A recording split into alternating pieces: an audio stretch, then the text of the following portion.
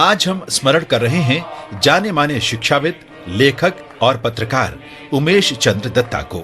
उनका जन्म 16 दिसंबर 1840 को कोलकाता के वर्तमान दक्षिण 24 परगना में हुआ था। वे प्रमुख ब्रह्म समाजी थे जिन्होंने समाज के विभिन्न क्षेत्रों को प्रभावित किया। उमेश चंद्र 1859 में ब्रह्म समाज में शामिल हुए। शीघ्र ही वे केशव चंद्र सेन के निकट आ गए। उन्होंने पश्चिम बंगाल के हरिनवी में ब्रह्म समाज की स्थापना की। जब ब्रह्म समाज 2 भागों में विभाजित हो गया तो उमेश चंद्र केशव चंद्र सेन गुट के सबसे लोकप्रिय कार्यकर्ताओं में से एक हो गए। 1863 में उमेश चंद्र ने ब्रह्म समाज के अन्य युवाओं के साथ बामा बोधनी सभा की स्थापना की। इस सभा का मुख्य उद्देश्य समाज में बामा या महिलाओं को शिक्षित करना और उनका उत्थान करना था। उन्होंने 40 वर्ष तक बामा बोधनी पत्रिका का संपादन किया और ये कार्य 1902 तक लगातार करते रहे। इस समाचार पत्र ने महिलाओं के उद्धार और महिला शिक्षा के प्रसार में महत्वपूर्ण भूमिका निभाई। उमेश चंद्र ने 2 साप्ताहिक, धर्म साधों और भारत संस्कारक का भी संपादन किया। उमेश चंद्र ने कई स्कूलों में शिक्षण भी किया। 1893 में उन्होंने कोलकाता के मानिकतला में मूक बधिर बच्चों के लिए स्कूल खोला।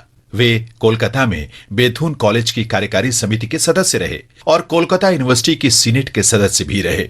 इस प्रकार उन्होंने इन संस्थानों में महत्वपूर्ण योगदान दिया।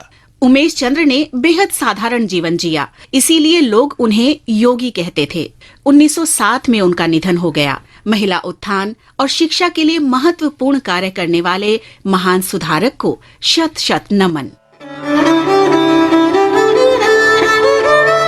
आज हम लोकतंत्र के पक्षधर और वंचित वर्ग के लोगों के सशक्तिकरण के कट्टर समर्थक पानगंटी रामराय निंगार को श्रद्धांजलि अर्पित कर रहे हैं।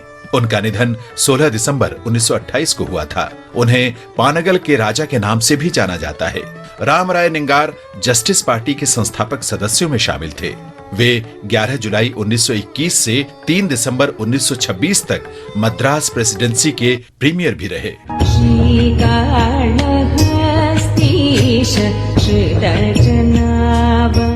रामराय निंगार का जन्म आंध्र प्रदेश में हुआ था।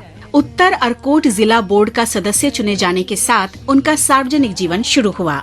1912 में वे दिल्ली में इंपीरियल लेजिस्लेटिव काउंसिल के सदस्य बने। 1918 में उन्हें दीवान बहादुर की उपाधि प्रदान की गई। उसी वर्ष रामराय निंगार को इंपीरियल वॉर काउंसिल का सदस्य भी बनाया गया। इस बीच जस्टिस पार्टी के गठन के साथ मद्रास में गैर ब्राह्मण आंदोलन जोर पकड़ रहा था। रामराय निंगार भी इस आंदोलन में शामिल हो गए और शीघ्र ही इसके अग्रणी नेता बन गए।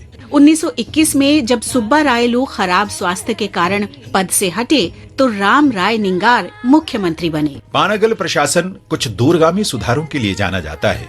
उस दौरान सरकारी नौकरी में आरक्षण शुरू किया गया और मद्रास में समावेशी दौर का मार्ग प्रशस्त हुआ।